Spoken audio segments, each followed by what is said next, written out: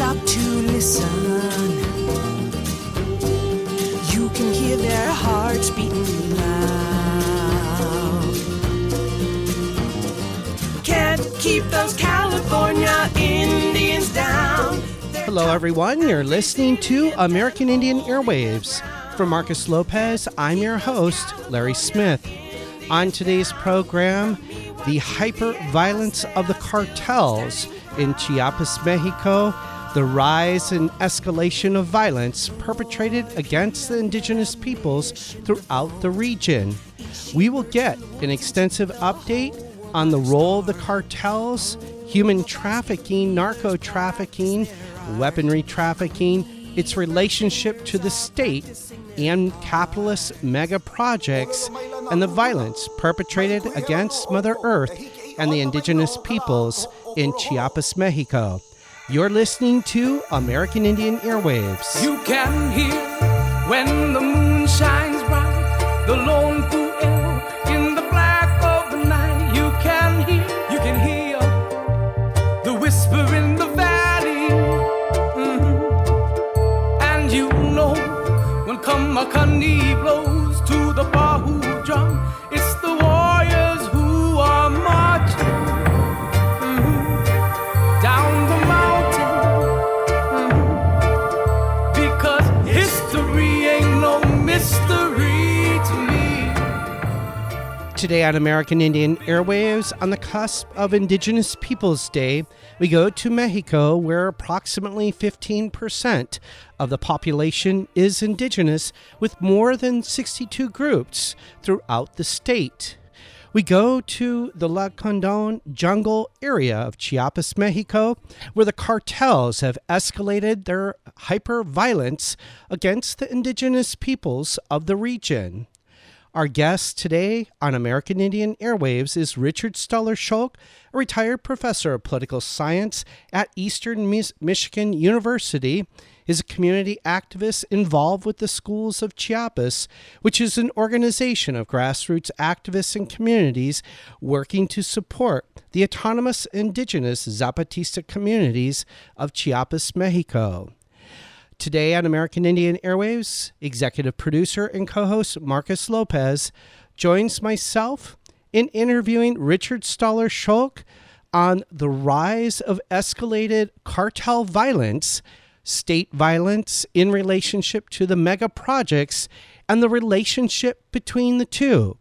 We begin with a brief summary history on the EZLN, the Zapatistas, with Richard Stoller-Schulk. Mexico is a country of about 129 million people, and somewhere around 15% of the population are identified as indigenous in about 62 different indigenous groups and over 300 different linguistic subgroups within.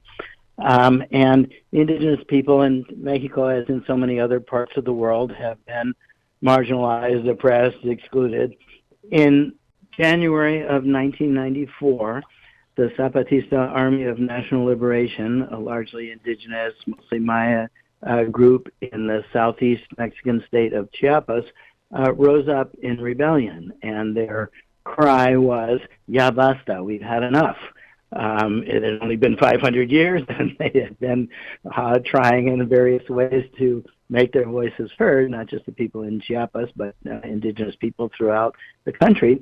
And this was enough. And really the last straw, and the Zapatistas have said in reflection on their uprising, that what really set it off was the neoliberal or ultra-free market policies that began to hit, and that particularly hurt the poor rural populations and especially indigenous populations.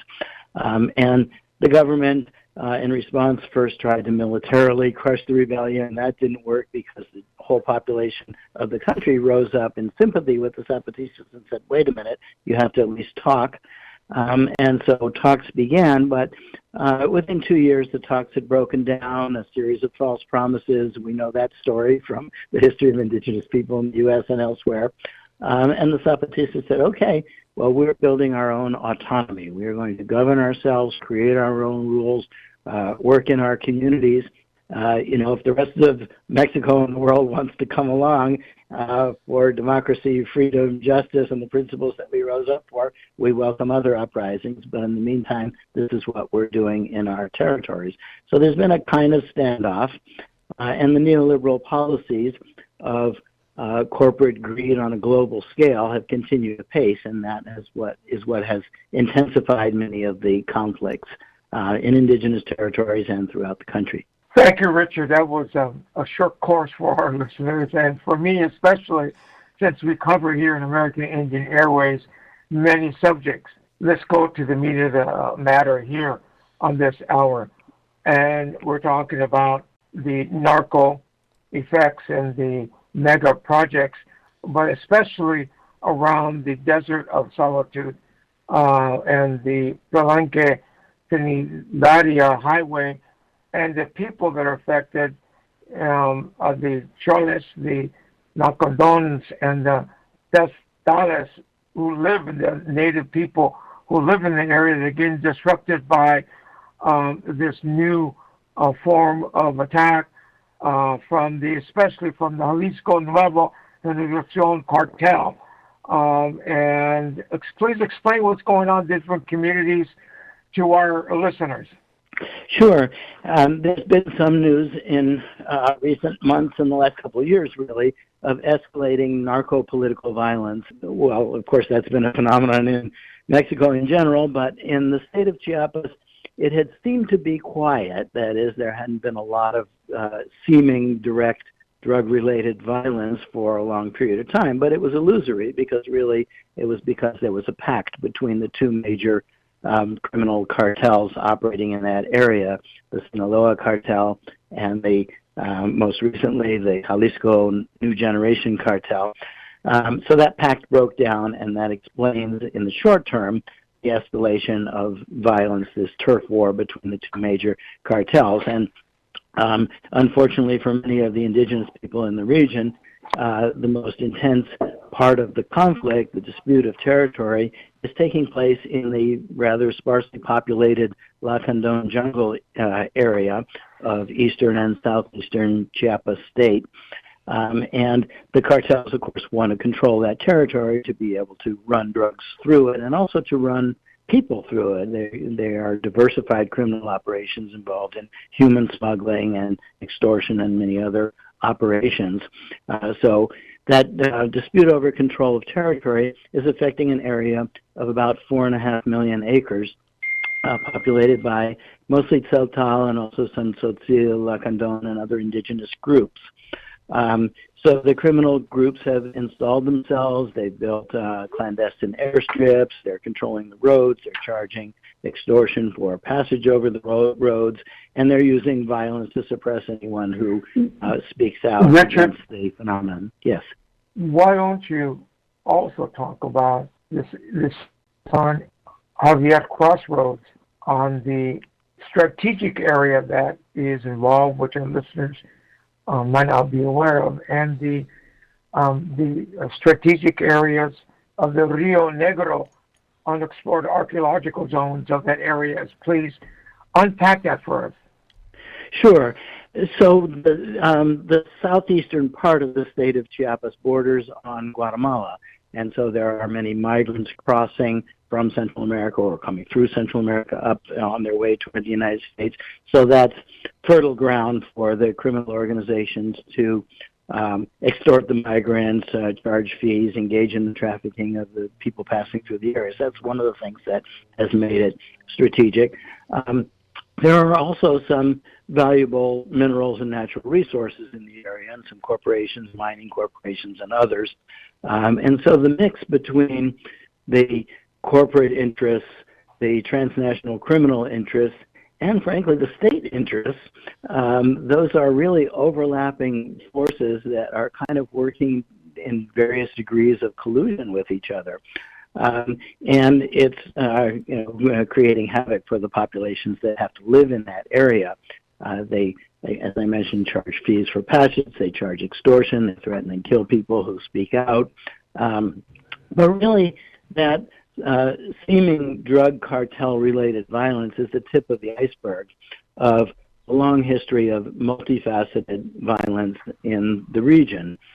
And the Zapatistas, the rebel group that rose up in 1994, issued a statement in 2021 that was very revealing, in which they said Chiapas is in a state of war.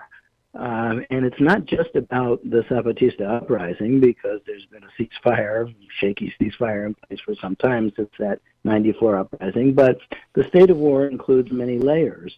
The long-standing structural violence of centuries of neglect and discrimination and corrupt government, the operation of these criminal syndicates, which are supported or tolerated by the state, paramilitary groups where the government military forces arm, encourage, support local armed actors as a way to try to divide and weaken the strength and coherence of indigenous communities for purposes of gaining control or clearing the territory for the corporate interests.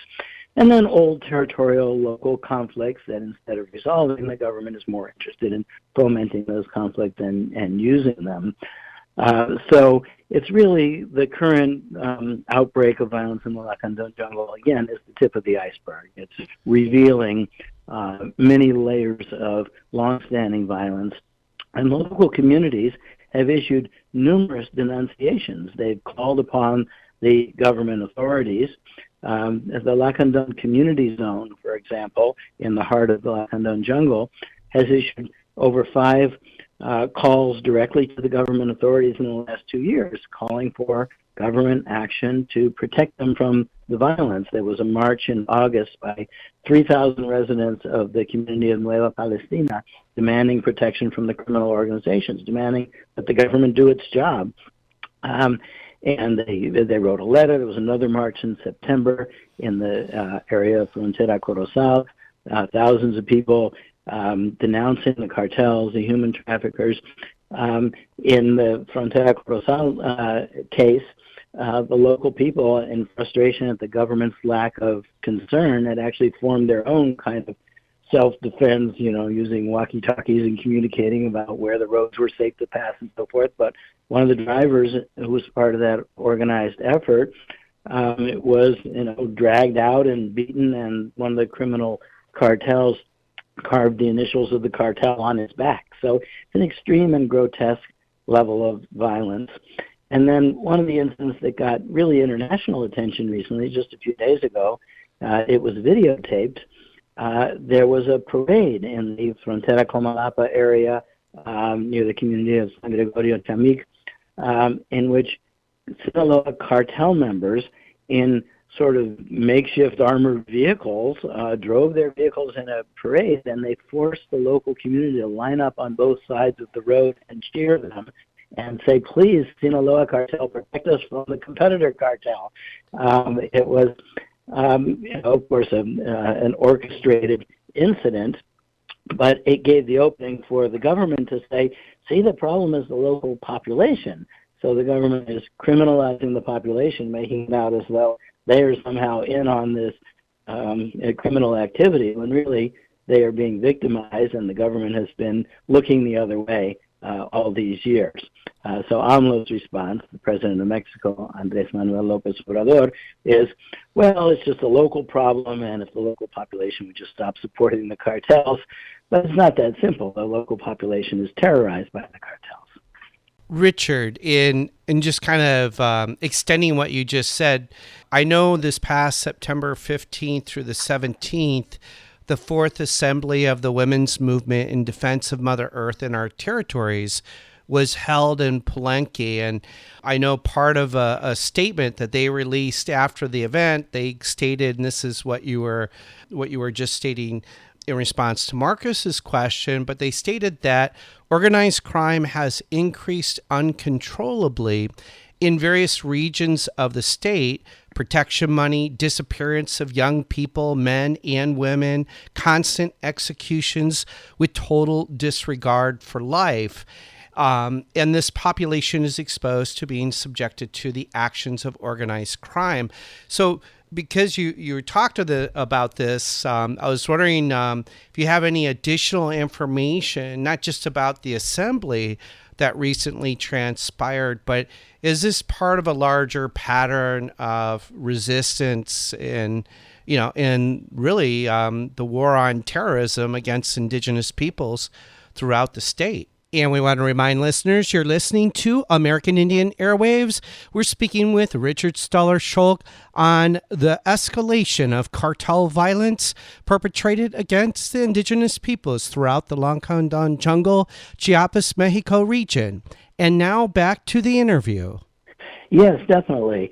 Indigenous people have been not only denouncing the violence, but denouncing the underlying injustice that's been going on and the insecurity that is created by these kinds of conditions where free rein is given to criminal organizations, transnational corporations, stripping resources and destroying the environment.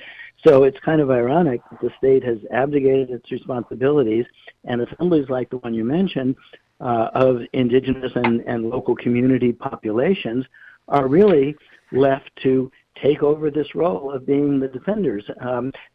Mexico is now officially the world's most dangerous place to be an environmental defender, and a large portion of the defenders are, in fact, indigenous people. The World Wildlife Federation recently did a study saying that worldwide indigenous people are less than 5% of the population, but are caring for 80% of the biodiversity. And in caring for that biodiversity, they often find themselves confronted with the transnational corporations and their mega projects that are given free rein under the neoliberal free market paradigm by governments like the current government of Mexico. Mexico itself is one of the 7 most biodiverse countries in the world, and indigenous people occupy and have, at least theoretically, ownership and rights to much of that territory that is in the sights of global capital. So Palenque, where that assembly that you mentioned took place, is right on the path of one of the mega projects that is a darling of the AMLO administration, the so-called Maya train project. There's nothing Maya about it. Most of the Maya people and organizations have bitterly denounced it. This is a huge project that would run a train line through often many areas of pristine jungle and forest, 950 miles. It's been denounced as an environmental and indigenous community disaster. Even Time Magazine recently ran a story saying basically that. When the current administration in Mexico announced the project, they said not a single tree would be cut down to make room for the train line and the surrounding project. But environmentalists estimate that about 9 million trees have been cut down so far as part of the project.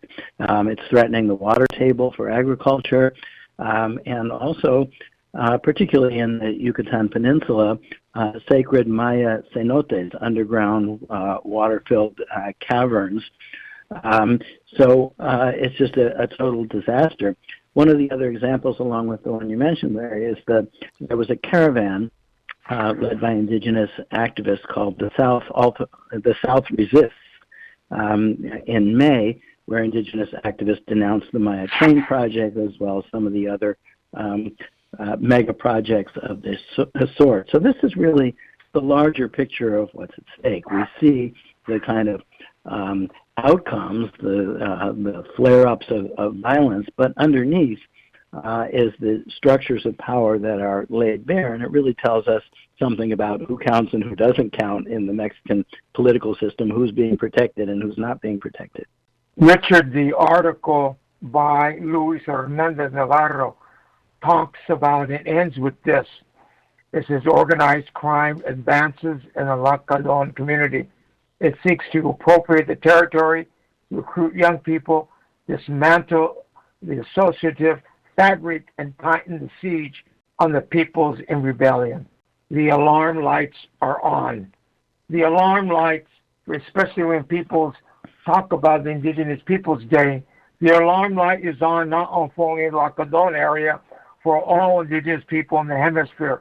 What is your thought about this notion of this mantling? And I like the way you connect the dots about the alarm lights are on what is so significant about this connection with the narco trade, with the inability for this neoliberal policies and indigenous people's basic right to survive and their human right? Talk about that, please. Sure. As we approach Indigenous Peoples Day, I think it's important to remember this role that Indigenous peoples have played around the world in not only defending their own territories and customs and so forth, but really doing the work of environmental defense, consciousness raising, and protecting collective rights in general against the greed and self-interest that is frankly destroying our planet. And so an example that I mentioned in this march in Frontera Corozal, where much of the violence is concentrated right now in Chiapas, this self-defense group that formed in desperation. They called themselves People United in Defense of Uses and Customs. So customs and traditions and the kind of forces that hold together a community, the bonds of solidarity and reciprocity that hold together a community, these are the lessons that Indigenous peoples have for everyone in the world, that if we are simply guided by selfishness and profit and short-term, we're destroying ourselves and the planet that we live on. So I think that that's the larger significance of what's going on. Looking beyond just the headlines of which cartel is fighting against which cartel. And to think that the government is somehow, not involved or, trying their best but not doing the job is really disingenuous. The Catholic Diocese of San Cristobal de las Casas, the region of Chiapas that occupies where most of the indigenous people are in that state, recently issued a statement saying that Mexico is a failed state and that state is colluding with criminal groups and that they are being absolutely silent in the face of this criminal violence. And that's really what's going on. The response of the current administration in Mexico to escalating violence was to create a new National Guard force, throwing more gasoline on the fire by arming more people in the state who really are not protecting indigenous people or the environment or anything else.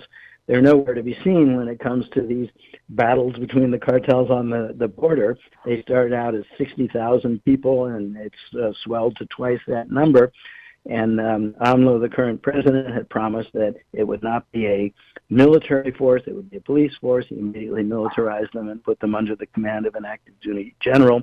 Militarization is another component of what is plaguing Mexico, and far from controlling the narco-political violence, it's another factor in the violence. We just saw a couple of days ago the anniversary on September 26th of the 2014 Ayotzinapa incident in which criminal organizations in the state of Guerrero, colluding with the military and state officials, disappeared forcibly 43 students, indigenous students at a teacher's college in the state, apparently because those students were seen as an inconvenience to the drug traffickers, and so the government and the military and the drug traffickers all got together and made them disappear. So this is the 9th anniversary of impunity for that heinous act, and the current government made a show of pretending to launch a real investigation, but they still don't want to point the finger at the military, which now it's clear. There was a recent article in the New York Times laying bare the transcripts of cell phone conversations that the military, which is one of the power centers in Mexico, was directly involved in that act. So militarism is a major part of the problem. And the military, under the current administration in Mexico, has also been given administrative control of the largest of the megaprojects, including the interoceanic or transisthmian corridor in the state of Oaxaca, one of the biggest megaprojects. It's under the jurisdiction of the Secretary of the Navy.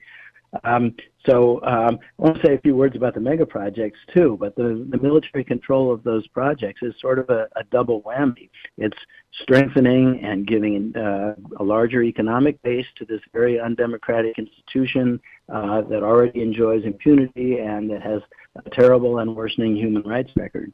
Richard, why don't you please explain the second call to the Caravan International Gathering, the South Resistance 2023, Il Sur Resistance, the Caravan and the International Encounter.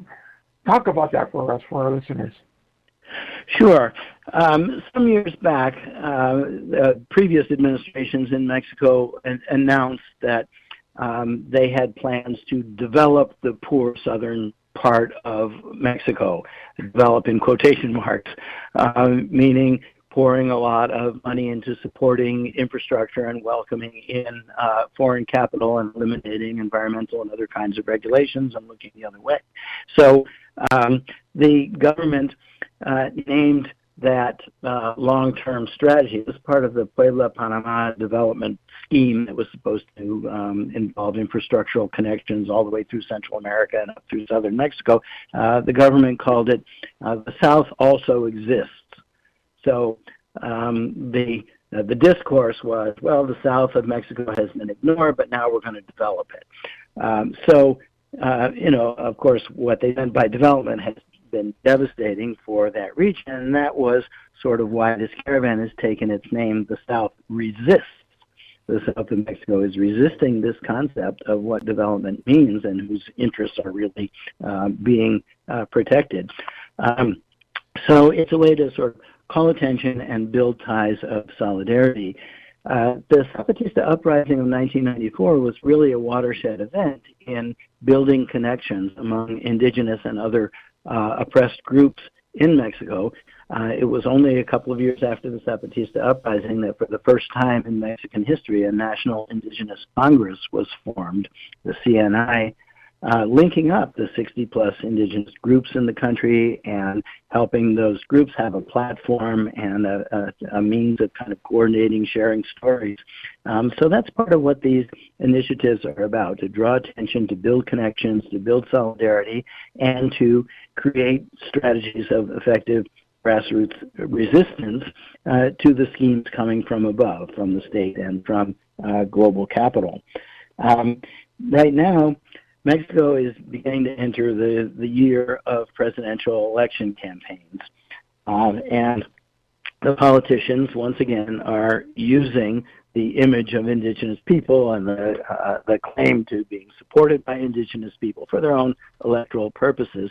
So, for instance, the current president's designated successor, a candidate of the Morena party, the presumed candidate, Claudia Sheinbaum, who has been up to now the mayor of Mexico City, recently made a campaign visit to San Cristobal, the tourist city in the state of Chiapas, and she arranged a ceremony of indigenous women in traditional dress, handing her the symbolic baton of authority. Meanwhile, indigenous people are bitterly protesting in the caravan and in these protests against the drug trafficking control of the jungle region. But she ignored all that and promised, as though it was a great accomplishment, more development projects, as she called it, such as the Mayan train. And the so-called opposition candidate, Xochitl Galvez, who herself has indigenous roots, represents a broad coalition of all the traditional political parties, and she herself came from the conservative PAN political party that have a terrible record with indigenous people.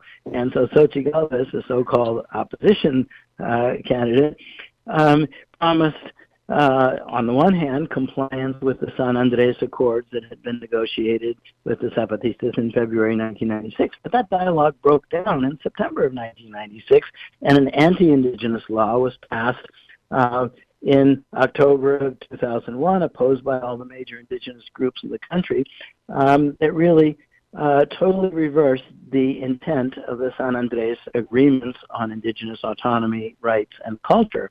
And she was part of the Fox government, which had a terrible record on indigenous issues, environmental issues, and she also promised more infrastructure, ecotourism projects. So the solution is not in the smoke and mirrors of electoral politics.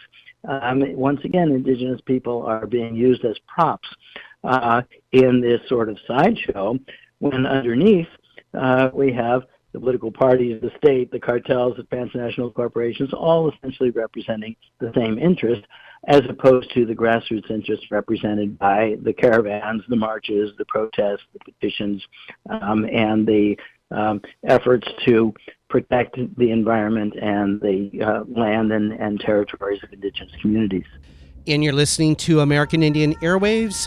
We were speaking with Richard Stoller-Scholk on the escalation of cartel violence and the state of Mexico's violence against the indigenous peoples throughout the Chiapas, Mexico region.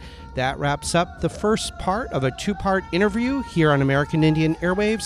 We're going to take a short break, and we'll be right back. Listen as the trees sing their songs. In the wind, lyrics and melodies for the spirit's senses, songs of laughter and life, timeless things in timeless places. Do not be afraid to be strong, do not be afraid to love, but always remember. Always remember, love wisely, the love of being, free of possession, the love of being beyond desire, the love of being respect for Mother Earth.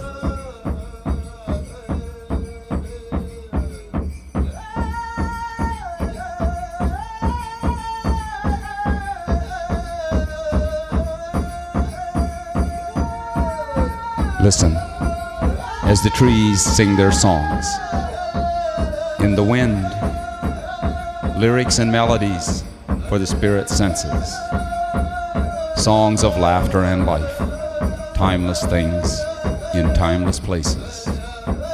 Do not be afraid. Remember, the medicine is in the time. Live this life to last. Join the time of tomorrow and the past. Be like us. Serve the creation. We will endure.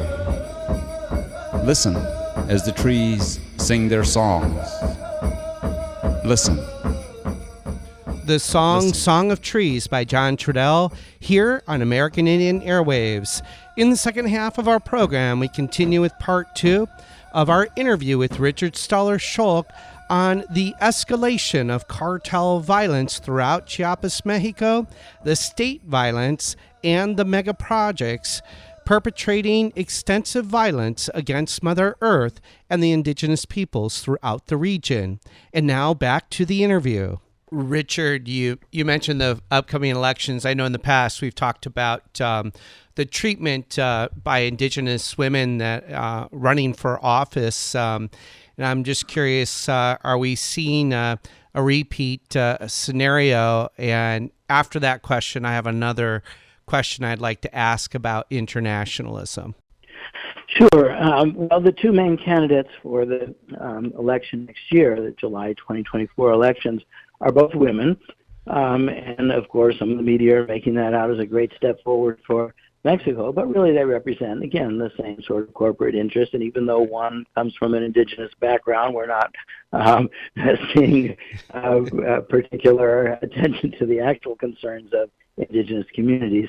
So I think it's basically more of the same. It's politicians doing what politicians do everywhere, right. Projecting one image and doing something else behind the scenes. In regards to internationalism, and just using the terms states and nation states and where are other countries? I mean, we always, every time we talk, you provide us such crucial updated information about the struggles of indigenous peoples, not just in Chiapas, but in other regions as well within Mexico.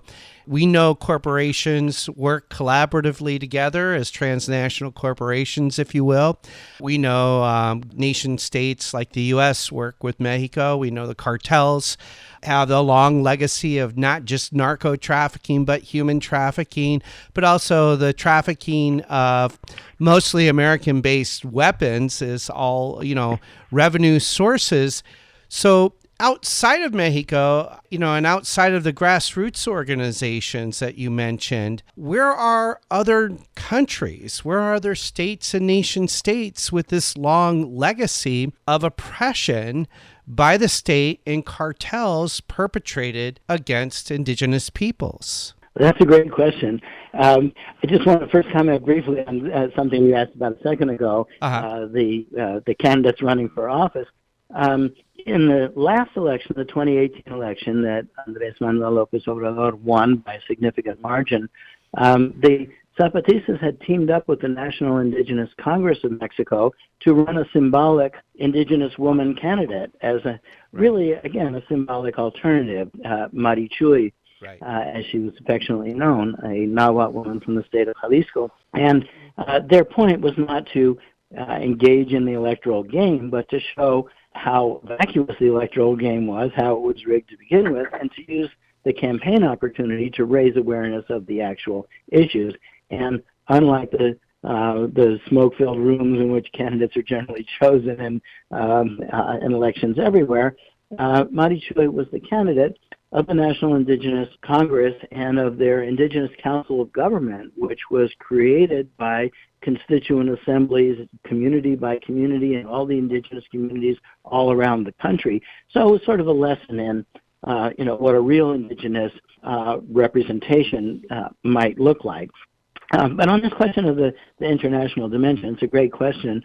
As you know, the United Nations passed an historic declaration, the Declaration on the Rights of Indigenous Peoples in 2007, which is an important statement. It doesn't have legal force. It's not a treaty. It's a declaration. But even as a declaration, some countries, notably the United States, Canada, Australia, New Zealand, dragged their feet and were among the last to sort of reluctantly sign on to that declaration. The declaration, along with the Convention 169 of the International Labor Organization on indigenous and tribal peoples and their rights, recognizes what's called the right of free, prior, and informed consent, FPIC, for indigenous communities before any use can be made of their territories, of their historic habitat.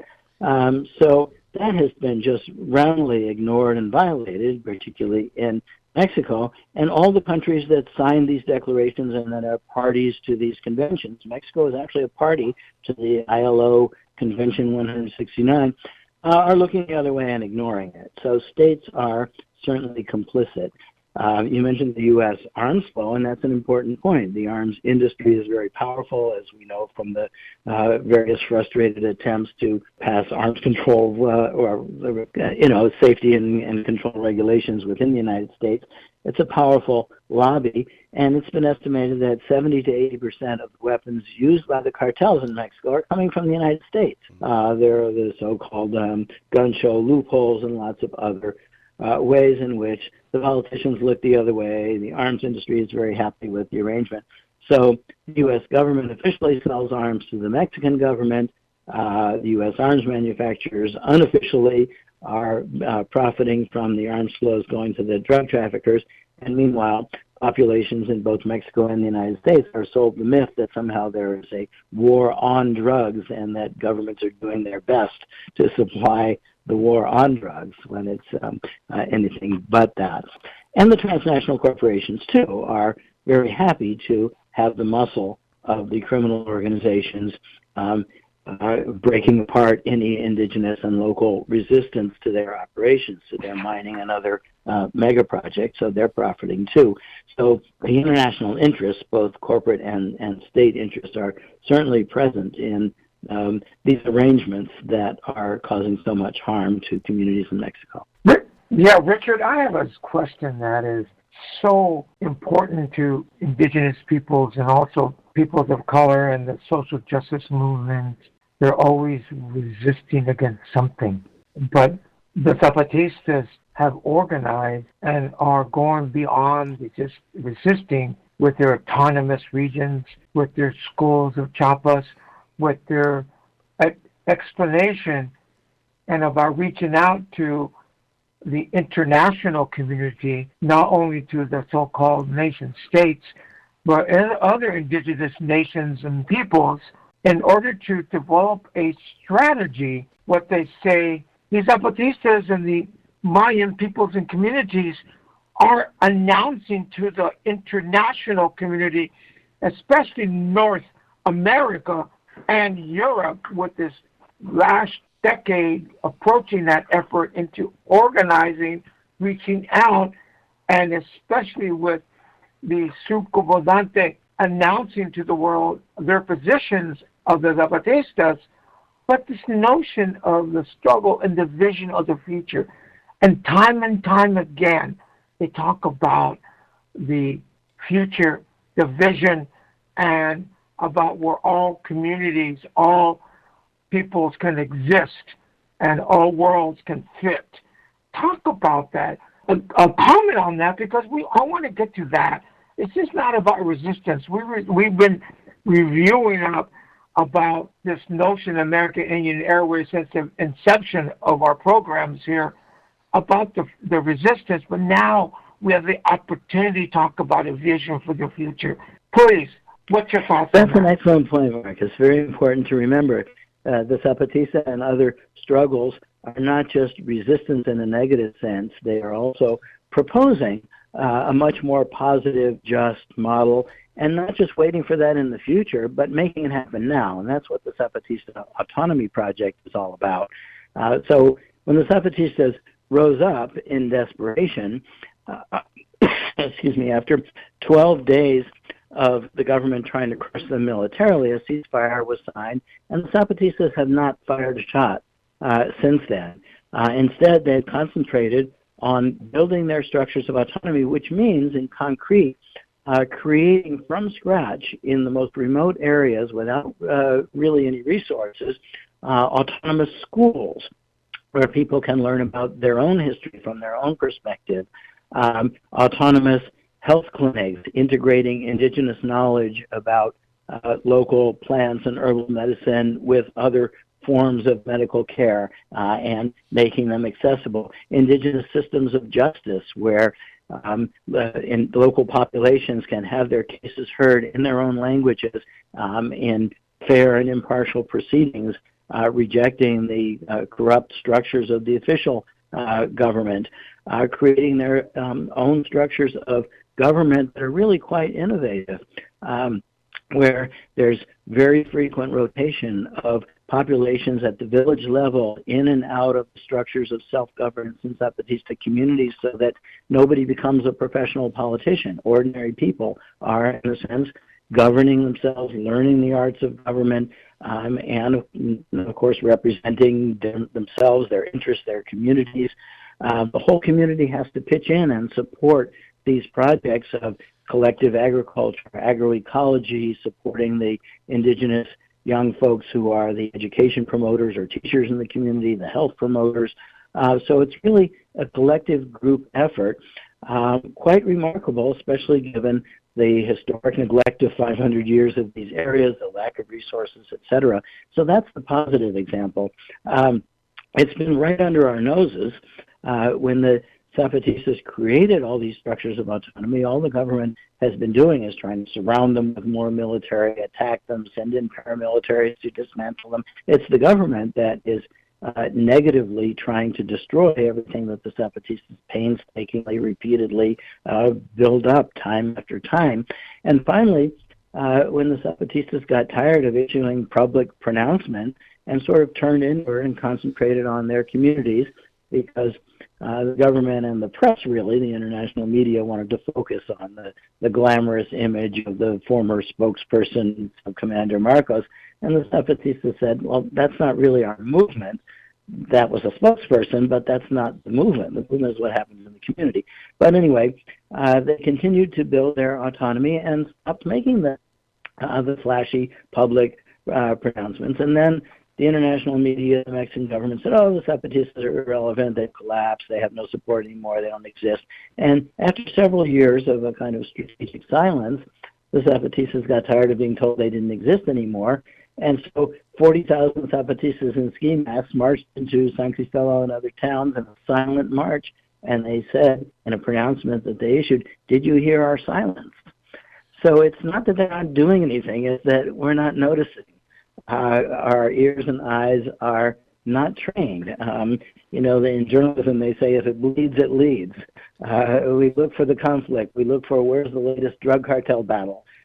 But we don't look for the painstaking grassroots work of the ants, as they call it in the communities, the grassroots level building process that maybe it's not as flashy or sexy, but it certainly is the essence of long-term fundamental change. So I think that's a really essential point you made, Mark. And we want to remind listeners you're listening to American Indian Airwaves. We're speaking with Richard Stoller-Schulk on the escalation of cartel violence perpetrated against the indigenous peoples throughout the Lacandon jungle, Chiapas, Mexico region. And now back to the interview. Yes, Richard, on that note, we know that the Zapatistas, ever since the rebellion, that the different media has had a different ebb and flow and their take on it. The media and the alternative media, whatever you want to call it, and the commercial media doesn't cover this, and that's why we spend so much time on this.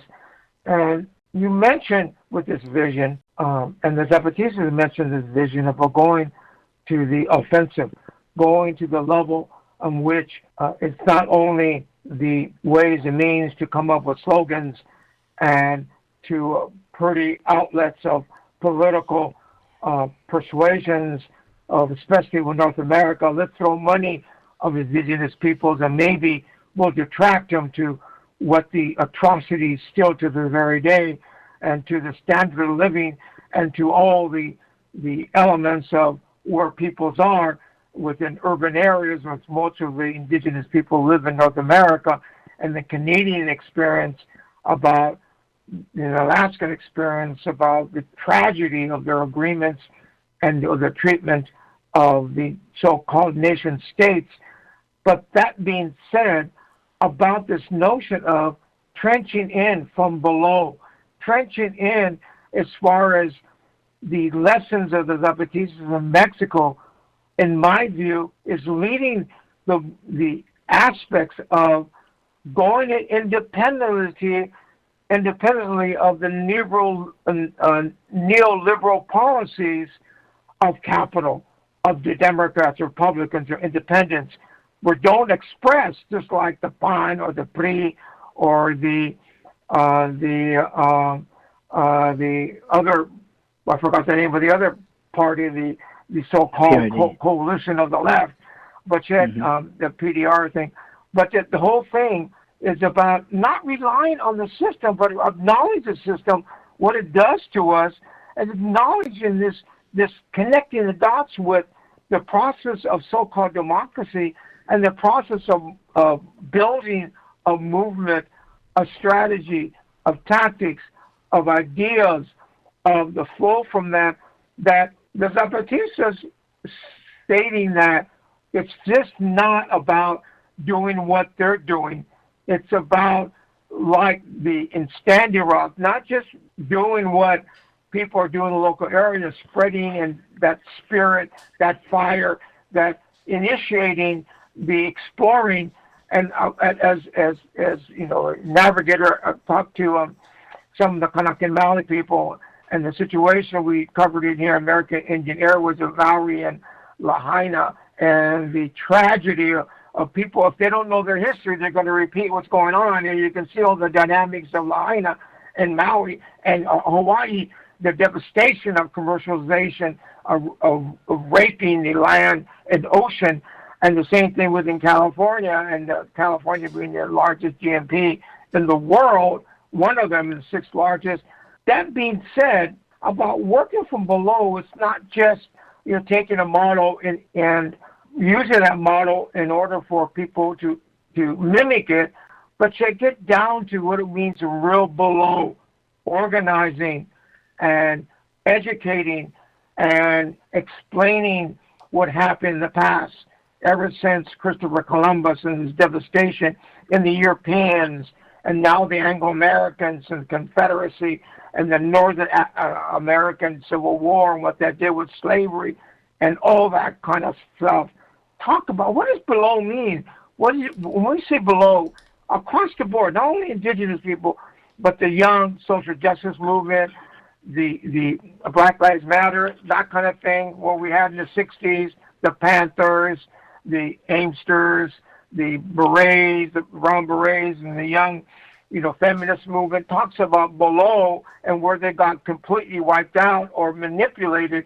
Talk about that in history, how we got to learn from that, and this, especially this notion of this up-and-coming Zapatistas, this new leadership, the young people, they're taking the elements of the elders of the elders of that area and bringing it up to the modern technology, bringing it up to these modern situations where, yes, Mexico is under the state of siege, and we have to look at it that, yes, all the people within the world, especially social justice and the people who oppress people, are in a war for their survival and going to the offense.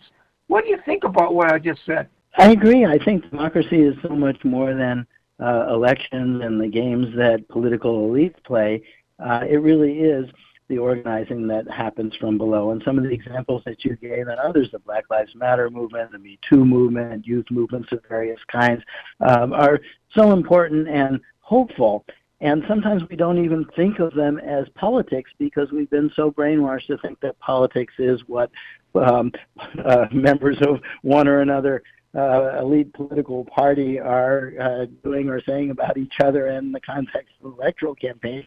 And that is such a shallow view of politics. So really, if we want to change the world, it's going to have to happen from below. And this, I think, is the inspiration of the Zapatista movement. Essentially what they're saying is we are the change. We're not waiting for the change. We're certainly not waiting for it to come from above. But we're going to try to make a difference in our communities. So they really have been, as you said, spreading the fire, because the Zapatistas are saying we're not a vanguard. We're not telling anybody else how to organize. We're just suggesting that they should organize, because if they don't, we're all going to be at the mercy of the existing powers, and the status quo is just not working for most people. So here's the real contrast between the kind of neoliberal version of capitalism that is facilitate the operations of the largest, greediest private owners of wealth. That's the neoliberal model. And we see that in Hawaii, for example, in the recent disaster. Naomi Klein wrote about what she calls the shock doctrine, disaster capitalism. Capitalism loves a good disaster. They either create it or take advantage of it so that they can simply build more things to sell. But that model of individual corporate greed, it's self-destructive in the long run, and it's the total opposite of community building, which is what indigenous people have been doing for a long time. There's wisdom in the model of those communities, and the Zapatistas are really highlighting the importance of organizing wherever you are. There are many movements around the world who have explicitly been inspired by the Zapatistas, or even if they've never heard the Zapatistas, they are modeling that kind of behavior of not waiting for a savior from above, but organizing from below to try to make a difference locally. And really, that organizing process itself is in some ways more important than the outcome. It's the transformation that occurs when people start to talk to each other, see themselves in the other. There's an indigenous saying in some of the indigenous people in Chiapas say, I am my other you, essentially. In other words, people operating in solidarity with each other rather than the zero-sum game that is capitalism. In your judgment, in your view, is anybody doing any work with that, with those, whether it be the Declaration of Rights of Indigenous Peoples or the ILO 169 or other areas concerning the borders of Canada and Mexico, imaginary, the political borders, or Mexico and United States down in down in the south of us. Do we see any light? Because the immigration policies, because when we cover immigration policy, we know that large sectors of indigenous communities are dealing with immigration at the border. Talk about that for a second. Sure. What we see in immigration policy in the U.S. lately is politicians trying to create this drama of a so-called threat of immigrants, which is absurd, instead of looking at, well, what are the larger forces of global capitalism and of the imperialist wars that the U.S. supported in Central America for so many years that are driving people in desperation to migrate. And people have migrated since the beginning of time. The borders came afterwards. The borders are artificial creations of these power structures that we call states. So once again, we're being distracted by a kind of red herring, and we're made to feel that we should be somehow afraid of migrants. It's not migrants who are the problem. It's why have we not been able to allow and create the conditions where people can be satisfied and self-sufficient in their communities and choose where they want to live. So it's this very different logic between the logic of communities and the capitalist logic that now has gone wild on a global scale. You mentioned, again, the recent disaster in Hawaii, which is called a natural disaster, but of course nothing is entirely natural because humans interact with nature and have been creating these conditions of climate change for some time. But then it's really revealing that when such a disaster occurs, instead of learning the right lessons, the private developers, the capitalist interests sweep in and say, oh, I'm going to take advantage of this and profit from people's misery. And right here near where I live is the city of Detroit, where the same thing. There have been a series of shifts in the political economy of the region that have devastated, created massive unemployment, et cetera.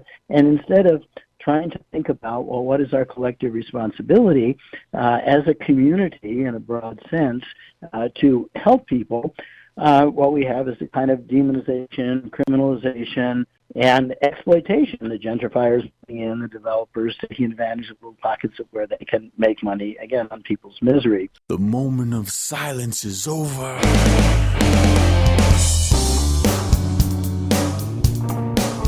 And that was Richard Stoller-Schultz speaking on the escalation of cartel and state violence throughout Chiapas, Mexico against indigenous peoples.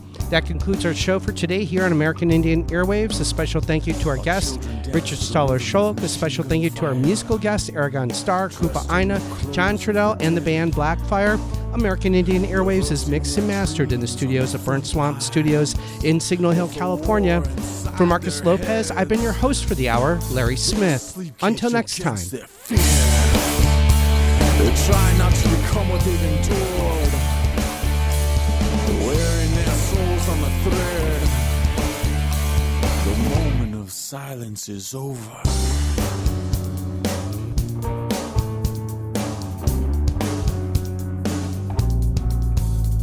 And for the innocent you can't justify why your freedom manifests on their graves.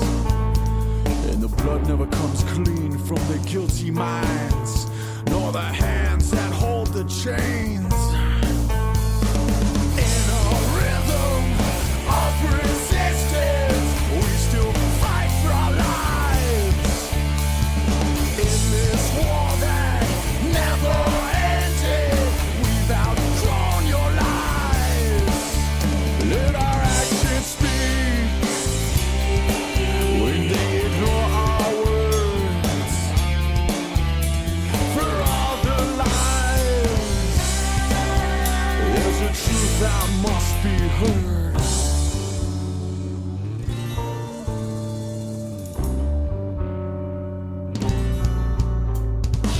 After all the lies and the empty promises, we take a stand on the land that you tried to bury us. For all the pain and all the suffering, we take a stand. We take a stand. We sleep caged against our fear.